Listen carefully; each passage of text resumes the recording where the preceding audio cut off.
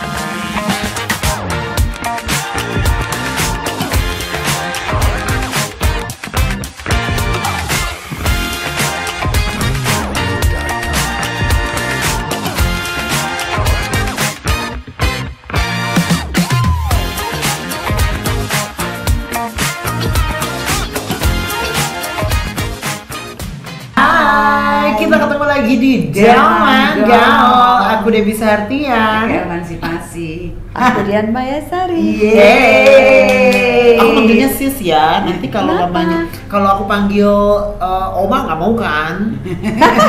Ya sis aja biar kita seumuran. Sis aja deh, manggil Eka sis juga. Aku asal, Dede. asal jangan manggil bro ya. Kita ketahuan ya. Jadi suaminya apa? Oke, sekarang sudah hadir Dian Mayasari. Kita mau ngobrol sama dia. Penyenyum ya, sepenyenyum senior. Apa sih kabar? Apa kabar say? Apa? Apa sih kabar? Ya, kabaret. Bayem. Oh Baye, kabaret Baye. Cerita dong say, masa kecil Ye lahir besar di Mande. Kayaknya aku di sekian tahun itu sama pemerintah juga di sensus nggak pernah ditanya-tanya gitu. Oh my God. Mungkin ini buat orang sensus, ini saatnya nonton Elman Gaul. Jadi Aku lahir di Bandung. Oh di Bandung. Iya. Jadi orang Bandung. Tar dulu. Oh oke. Ya? Lahir di Bandung. Lahir di Bandung, brojol di Bandung.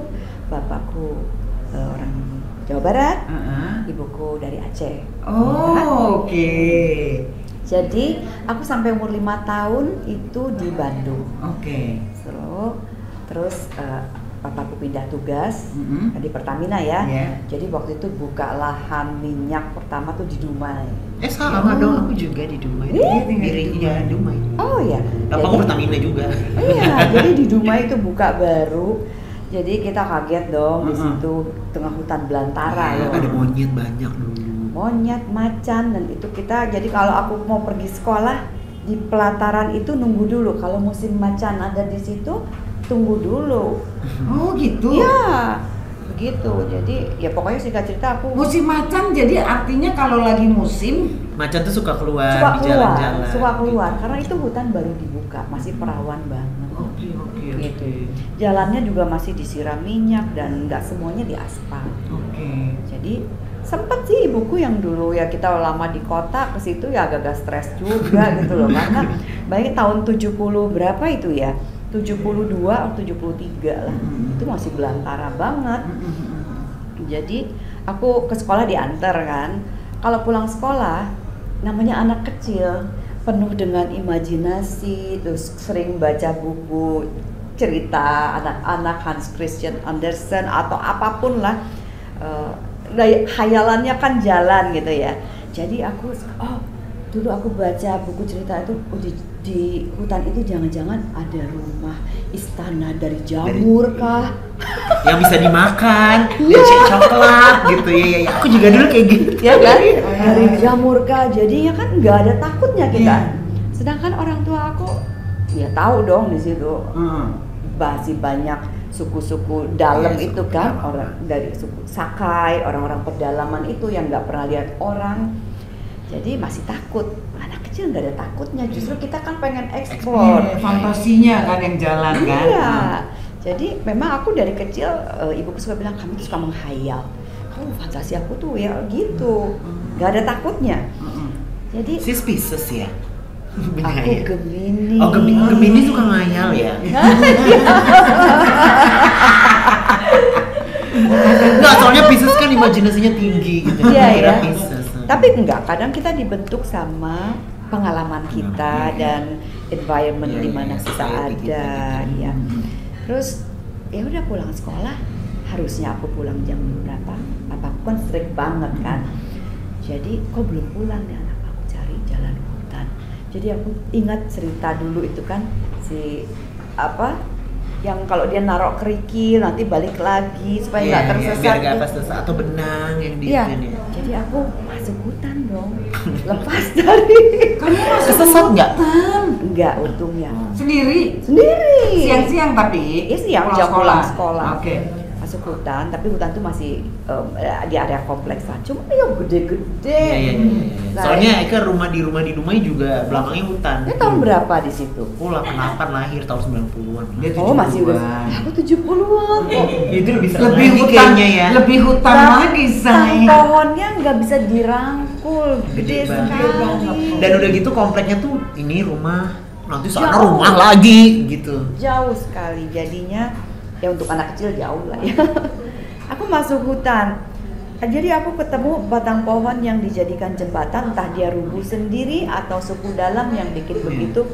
Itu jurang, kalinya jauh, tapi aku suka banget aromanya. Indah. Ada bau humus, bau dedaunan yang nggak pernah aku cium sebelumnya, ya kan? Jadi itu mengisi lapisan-lapisan rasa aku. Kita kan rasa kita tuh berlapis-lapis, emosi kita berlapis-lapis. Itu terisi aku di situ. Jadi, wah ini aku nggak dapet dimanapun. Mana pada tahun itu kan nggak ada yang jual aromaterapi di sini, kemenyan gitu, insen gitu ya. nggak ada gitu. Jadi aku suka sekali bau-bau natur gitu kan. Terus suara kita bilang sana beruk ya, tapi Monyet, kayak monyet. siamang, yang ini yang ngembang ada Iya. gitu ya. Ada itu bergelantungan dan aku cuma inget ular bukan ya, karena akar-akar pohon itu kan besar-besar, ini ular bukan, nanti dia kan enggak. Iya. Oh enggak. Aku duduklah di batang pohon itu. Kalau tergelincir ya pasti aku jatuh lah ke dalam jurang itu. Tapi dengan hayalan Tapi nggak aku gitu takut karena berbaju. ya gitu. Oh siapa tahu ada peri baik hati. Banyak yang nonton Hans Christian Iya.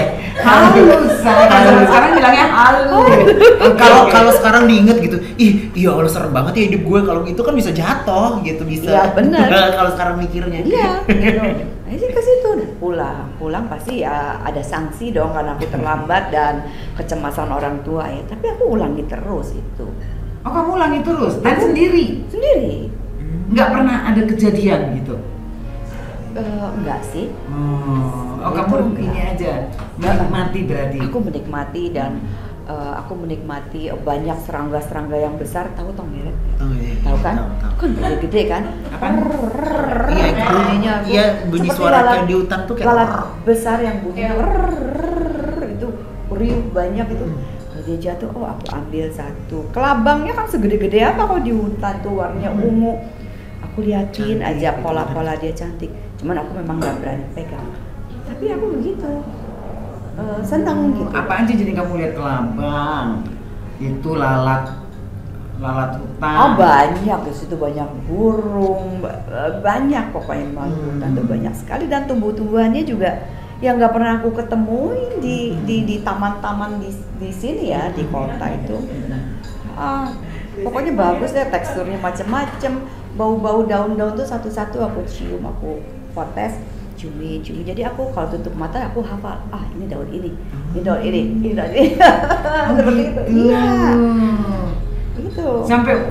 Sampai berapa lama tuh kamu? Kamu usia berapa waktu itu di sana jadi SD? SD itu mungkin usia enggak ya SD aku masuknya cepet ya. Kan kamu habis 10 tahun. 5,5 tahun lah aku. Usia 5,5 tahun di situ.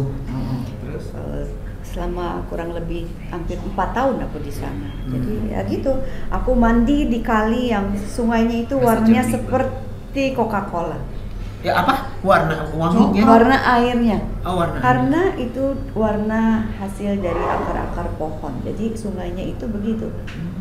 Coklat tapi bening ya, coklat bening gitu. Aku bilang, wow, ada Coca-Cola besar banget di sini, sungai Coca-Cola gitu ya.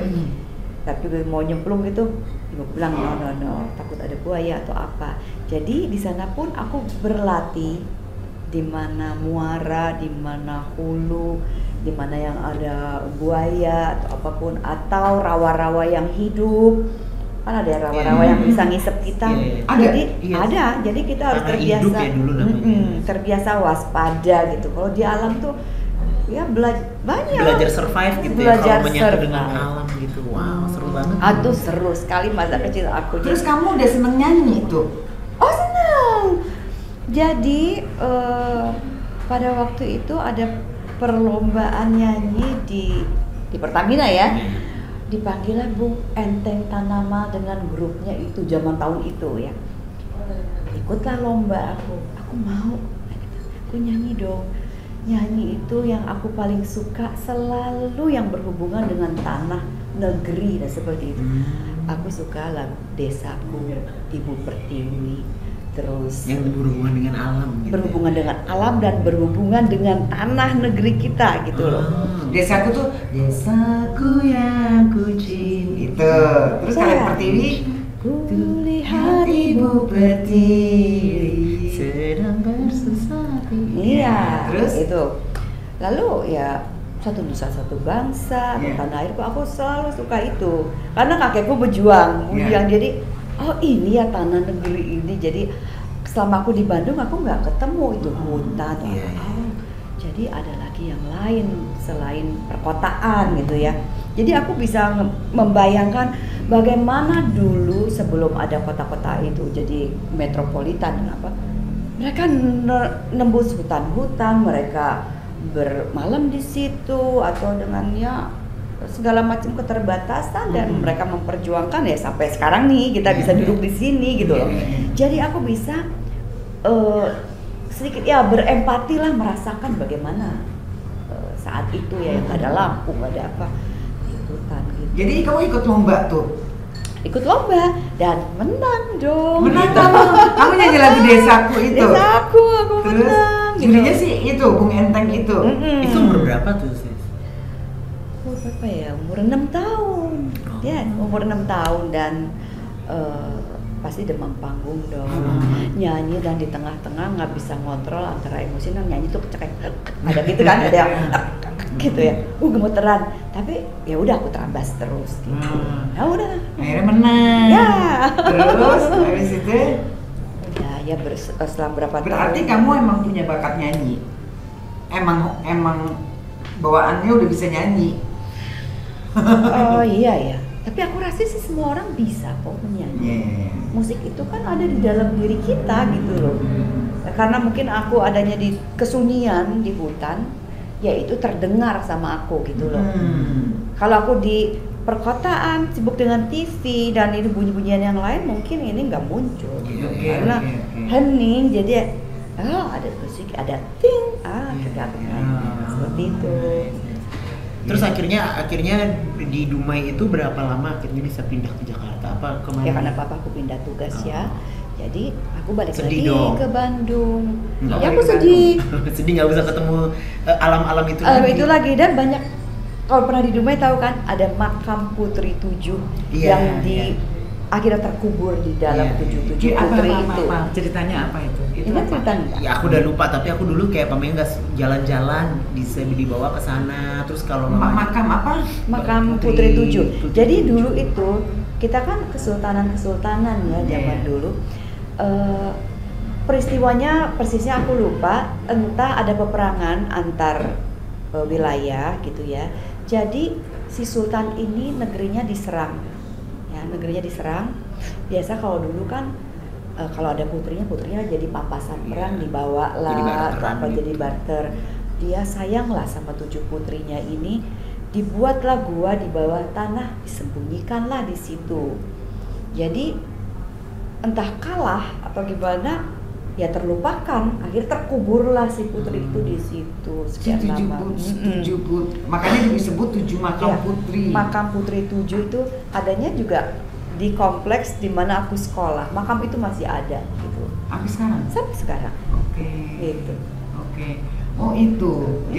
Jadi terlupakan, mereka nggak ditengok orang, jadi mereka akhirnya sampai meninggal di situ. Iya, jadi relate dong dengan aku yang suka menghayal dengan cerita dongeng-dongeng dan ini tuh, oh di sini ada makam putri 7 ya, gitu. Jadi aku suka banget.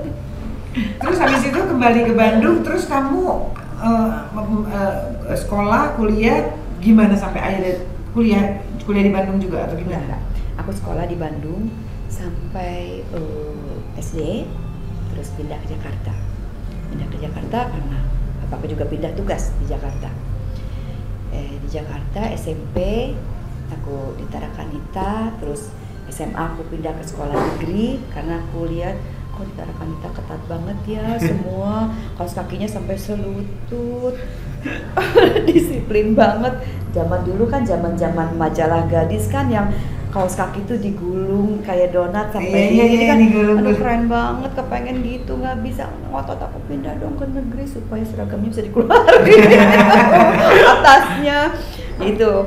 Jadi aku ngalamin yang sekolah yang disiplin sama sekolah kita yang lebih bebas aturannya, bebas gitu. Seperti itu. Ya udah aku tamat. Oh waktu SMP nah itu aku mulai nyanyi. Mulai nyanyi kayak di TV, udah komersial ya. Nyanyi di TV.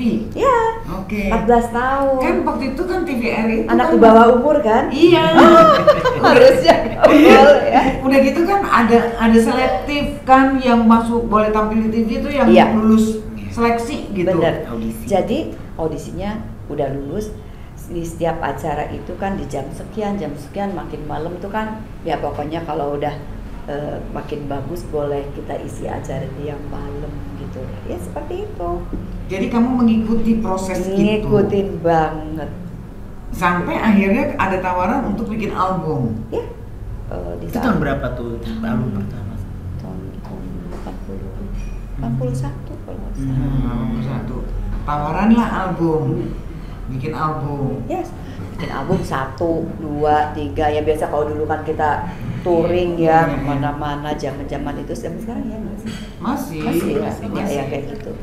Ya itulah, dan aku masih anak-anak sekali jadi masih sambil sekolah. Ya sambil sekolah, rekaman sore, pulangnya malam dan tetap harus ya belajar ngerjain PR, aku nggak boleh bolos. Makanya aku nggak boleh habis rekaman atau apa ngumpul dulu sama teman-teman kemana gitu, nggak bisa. Kamu harus pulang kegiatan karena besoknya harus sekolah. Tapi ya berat juga lah umur segitu, kurang tidur, terus kita harus di pelajaran harus fokus ya, dan nggak ada kesadaran nutrisi yang bagus zaman itu kan. Orang tua kita kan pokoknya makanan yang sehat itu yang kenyang, yang mateng, yang daging ini, cheese dan itulah yang sehat gitu. Dan aku tahu sekarang ternyata gitu. Ya itulah. Gitu. Jadi sambil kuliah, sambil sekolah. Ya, aku selesai SMA tahun 85. Terus aku tertarik waktu itu mau ambil interior. Desain. Terus kebetulan ada family aku yang tinggal di Paris, jadi aku pergilah ke Paris. Ya, pergilah ke Paris selama 2 tahun.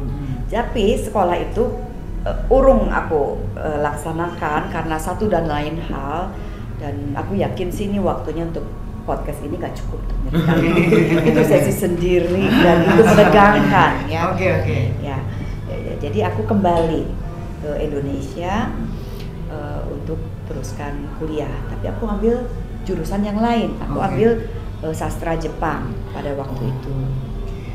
Sempet sih aku kuliah 3 semester di UKI, aku ambil fakultas hukum. Terus aku ke Paris kan. Ke Paris berapa lama jadinya kamu di Paris? 2 tahun lebih lah. 2 tahun sempet? 2 tahun lebih. Parle français dong. Un petit peu. Ya, terus aku kembali, aku kuliah sastra Jepang. belum sampai selesai, sedikit lagi menikahlah aku dengan dosenku gitu. Yang dari UKI? No. Ya sastra. Oh sastra, oke. Nah, sekarang beliau jadi guru besar di UI, gitu.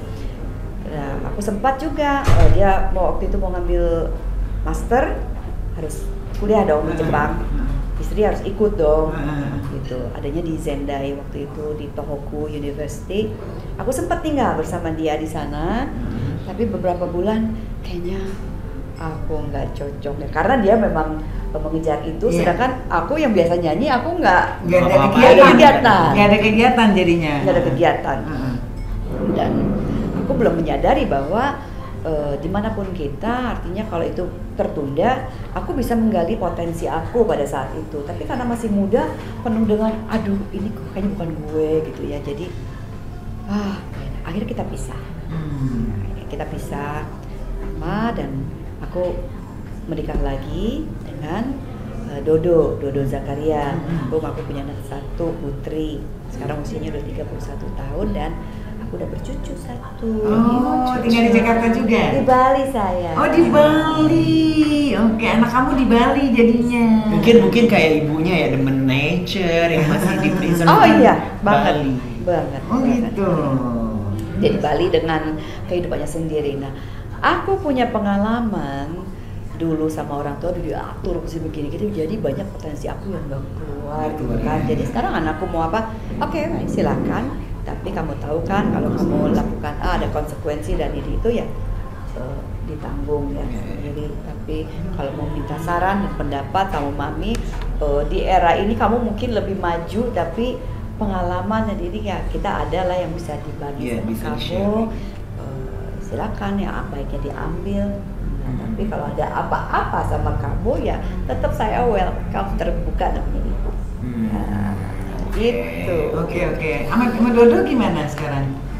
Dodo udah meninggal kan, tahun 2006 kena kanker usus, ya kan udah meninggal. Nah setelah itu kan aku menikah lagi, tapi itu pun nggak lama ya, 11 tahun. Nah, aku pisah, aku ada anak 1, suami yang ketiga berarti kan, aku S3 PhD. Oke, S3. Ada anak 1 juga, laki perempuan? Perempuan juga. Udah selesai juga, dia selesai di Fakultas Hukumnya di UI, udah selesai. Nah balik lagi kan mundur, waktu sebelum aku pisah sama yang terakhir, aku terusin lagi nih kuliah lagi di Fakultas Hukum di Pancasila. Waktu itu kan sempat sebelum ke Paris semester 3 kan, jadi aku lanjutin lagi. Kayak Om Gusti. Iya. Pancasila juga kan dia. Pancasila. Siapa Gusti? Gusti Randa. Om Gusti Randa. Oh, udah deket dong sama aku. Aku ponakannya. Ponakannya ya? Berarti sama Tante Lina dong ya?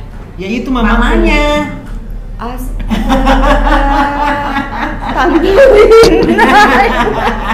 Berarti anaknya Otman ya? Iya, itu papa aku kan. Astaga, dulu.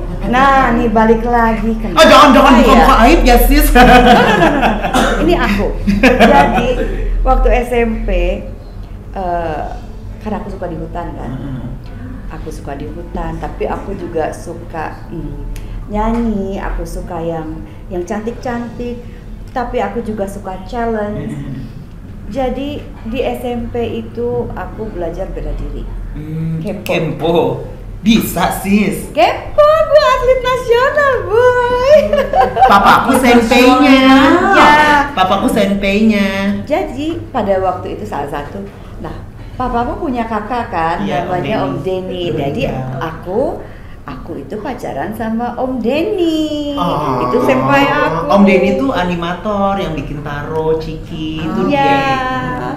Itu, jadi aku dipegang sama dia setiap pertandingan. Pantes itu pasti ceritanya. aku menang. Pasti cerita iya, Om Denny dulu pernah pacaran sama Momo. Besok kali ya, yang Mama Ertong ya. Gitu ya. Oh gitu. Iya. Jadi jago Kenpo. Jago sih enggak. Jagoan desa kayaknya. Aku pernah dilesin. Terus ditendang, aku nggak mau lagi. Aku sempet sih patah waktu ke jurnas. Patah kaki, udah dari situ nggak bisa ikut pon dan mau ngomong sama papa nih. Kempo kamu juara berapa jadinya? Ya kalau nggak 1, 2. Gue ditendang loh sama Senpei kan, ditendang terus aku masuk ke dalam, terus papaku kan nggak ngajarin waktu itu, anak buahnya papa aku bilang kenapa lu masuk gitu kan, ini aku ditendang, namanya juga kempo ya, ketendang dong gitu, kalau lu main catur tiba-tiba ketendang lu marah. Iya. Terus kan Jadi kalau kamu mama- pernah sampai patah segala, kamu jadi atlet nasional tuh. Iya sempat jadi kejuaraan daerah, kejuaraan antar perguruan tinggi, PON sampai antar PON? dojo PON enggak. belum? Kalau PON adik aku yang PON. Oke. Nggak sampai karena patah dan aku ke Perancis kan, jadi aku Iya, nggak ikut iya. PON. Jadi ada berjenjang kan setiap pertandingan itu ya, itu aku ikut gitu dengan sesuai dengan kelas aku pada waktu itu. Ya alhamdulillah, puji Tuhan, pasti ya menang. Dilatih sama om kamu itu. Oh, papaku. Nah, Om kamu, Om Denny, ya, Om Denny. Om Denny gitu. Ya. Oh, gitu. Dan serunya apa? Itu beda lagi. Aku ngadepin panggung ketika aku nyanyi beda. Tapi waktu di gelanggang beda lagi. Beda, lebih Beda. gahar. Iya, lebih Gimana gahar. perbedaannya Tapi gimana? ya mungkin aku lebih banyak dibully karena orang-orang kan maunya menjatuhkan mental kita Mental, kan. ya. Penyanyi lo mau bisanya cuma klemer ini kan gitu kan, dijatuhin mentalnya. Jadi kalau diteriakin tuh lebih diteriakin daripada yang lain gitu loh. Terus Kan- tapi kalau kempo tuh masih gini loh sih, misalkan Hosempe gitu. Nah aku masih kok teriak-teriaknya. Aku kan si Iya. tante Mama Lina kan suara Mardika kan, jadi dia nari. Iya. Aku lebih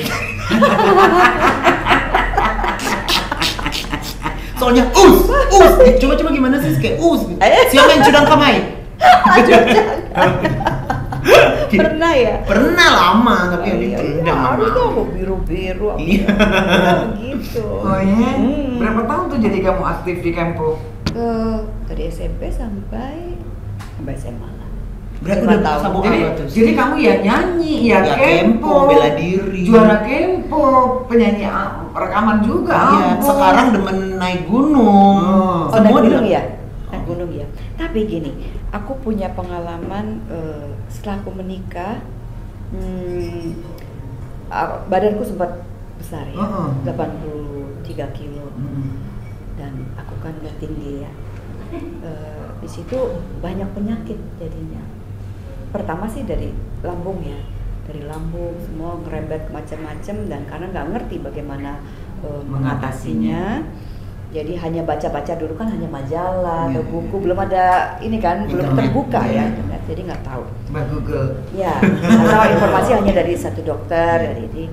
Ya terus berkepanjangan dan penyakitnya semakin merembet kemana-mana gitu, dan bikin aku juga sempat depresi. Aku sempat di terapi sama psikiater dan apa. Aku bilang nggak kelar-kelar ya gitu. Akhirnya, ya jalan Tuhan ya. Kalau kita, aku kan suka keheningan ya, jadi aku suka meditasi. Kalau di tradisi kita, kebetulan aku di keluarga Muslim, jadi aku suka itikaf atau ya di gua-gua di gunung dan seperti itu. Meditasi lah, apapun lah namanya itu. Jadi pasti ada jalan lah nanti ngarahin kita kemana.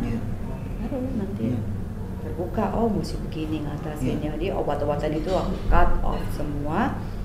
Sekarang puji Tuhan alhamdulillah nggak ada lagi itu namanya GERD atau apapun, dan dengan sendirinya badan itu akan kembali. Jadi fungsi-fungsi instrumen organ-organ kita itu kembali normal. Dengan adanya kita kayak lebih meditasi gitu-gitu sis. Nggak hanya cukup dengan itu ya. Jadi yang diolah itu raganya, rasanya, pikirannya, ya itu semua. Oke, itu kayak ada guru spiritualnya atau kayak guru yang bimbing gitu atau gimana? Atau mencoba sendiri? Iya. Sebenarnya gini, karena aku suka di hutan kan ada tarikan, kenapa sih aku suka kesunyian, aku suka sama nature, dan kita bisa merasakan perpindahan misalnya dari waktu tengah malam mau ke subuh dan sampai matahari muncul, itu kan ada gradasi suhu ya, yang kalau kita di dalam di ruangan AC di kamar tidur kita nggak akan bisa merasa. Enggak, karena kita rasa dingin aja. segitu aja gitu. Padahal Tuhan udah kasih gitu ya. kita punya sensor-sensor itu. Kalau kita di luar itu terasa nanti. Oh, jadi aku tanpa melihat jam pun aku tahu ketika aku bangun tengah, oh ini kira-kira jam sekian. Karena dari udara yang masuk ke hidung, aromanya gitu ya, daun tuh ngeluarin apa, suara alam dan itu, oh ini jam sekian, ini jam sekian gitu loh. Itu gradasinya setiap itu perpindahannya tuh bisa kita rasa. Jadi lebih peka gitu. Nah, itu kan yang terasa gitu. Ada juga misalkan kan orang bilang ada yang kelihatan yang nggak kelihatan gitu ya. Ya nanti juga itu kelihatan. Kelihatan sama tadi rasa kita itu gitu. Sensornya nanti jadi aktif. Gitu. Sumpah seru banget. Aku juga pengen deh ke alam daripada disuruh kempo. Dengan jalan-jalan ke alam ya. Jadi kamu sekarang kegiatan kamu apa sekarang yang kamu tekuni atau kamu jalani? Atau kamu ini aja menikmati hidup aja? Ya aku menikmati hidup. Jadi gini, ya? Menikmati hidup tuh bukan berarti melarikan diri terus kesenangan sesaat yang hanya happy itu kan kulit ya. Tapi kan maunya peace. Di dalam itu kan kita cari tuh peace gitu loh. Aku nggak pernah mau mencari, aduh aku pengen bahagia. Karena menurut aku tuh ini ya, aku pakai analogi kaca bahagia di sini tidak bahagia di sini. Jadi kalau kita mau rasa ini kayak beplang, harus bisa merasakan nggak bahagia juga. Dan akan selalu begitu terus panjang tahun. Jadi aku maunya peace. Ketika ada di sini chaos, ketika bahagia masih bisa situasi peace, ini tetap peace. Di saat happy. ini kita happy, ada keriuhannya, itu peace itu tetap kita ada di situ. Itu netral jadinya. Netral. Oke deh kalau gitu. Senang sekali pokoknya Dian udah bisa ngobrol di sini bareng kita. Jadi kalian juga bisa mengobati rasa kangen kalian sama Dian Mayasari ya, say. Kalau enggak dulu calon ponakan gue ya.